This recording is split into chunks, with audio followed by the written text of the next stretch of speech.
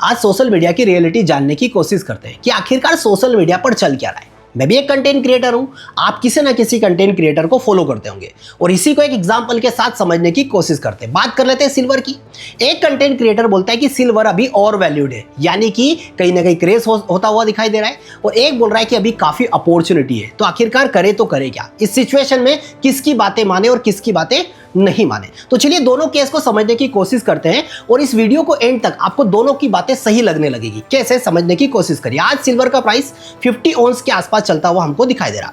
अब यही price 1980s में भी था। बाजार कितना एक महीने में 90% क्रेज हुआ था, यानी कि बाजार अभी कहां पर खड़ा है? अपने रेजिस्टेंस पर खड़ा है। तो जब भी बाजार अपने रेजिस्टेंस पर खड़ा रहता है तो ऐसे कंडीशन पर क्या होगा? बाजार या तो सस्टेन किया तो ऊपर चला जाएगा, नहीं किया तो बाजार नीचे चला जाएगा। तो सिंपल सी बात को समझिए कि होता है क्या है, बाजार टोटली चलता है डिमांड और सप्लाई पर।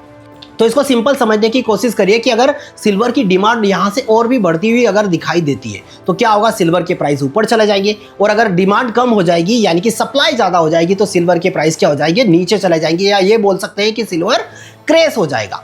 तो समझिए अगर बाजार रेजिस्टेंस के ऊपर सस्टेन किया तो हमको एक नया रेजिस्टेंस बनाने की कोशिश करेगा, इसलिए प्राइस हमको ऊपर दिखाई दे रहे हैं। लेकिन अगर रेजिस्टेंस के ऊपर सस्टेन नहीं कर पाया तो बाजार में गिरावट भी हमको यहाँ पर देखने को मिलेगी। इसलिए बोला जाता है कि बाजार में जो लोग बोलते हैं ना कि चाहे स्टॉक मार्केट हो, इंसान जाना ऊपर है, ये बात कभी कभी सही लगती है, लेकिन हाँ, सही होने के लिए टाइम भी लगता है। सिल्वर को वापस अपने इस प्राइस पर आने में 45 साल लगे। तो मार्केट में अगर आपने इन्वेस्टमेंट किया या कुछ भी आपको करना है तो अपने पहले रिस्क समझिए, अपने गोल को समझिए, क्योंकि बाजार को ऊपर आने में समय लगता है, आएगा जरूर लेकिन समय भी लगेगा। तो क्या आपके पास इतनी कैपेसिटी है, आपके पास इतना फंड है कि आप इतने टाइम बाजार में सस्टेन कर सकते हैं? इसलिए अपनी रिस्क के हिसाब से आप इन्वेस्टमेंट करना स्टार्ट करिए।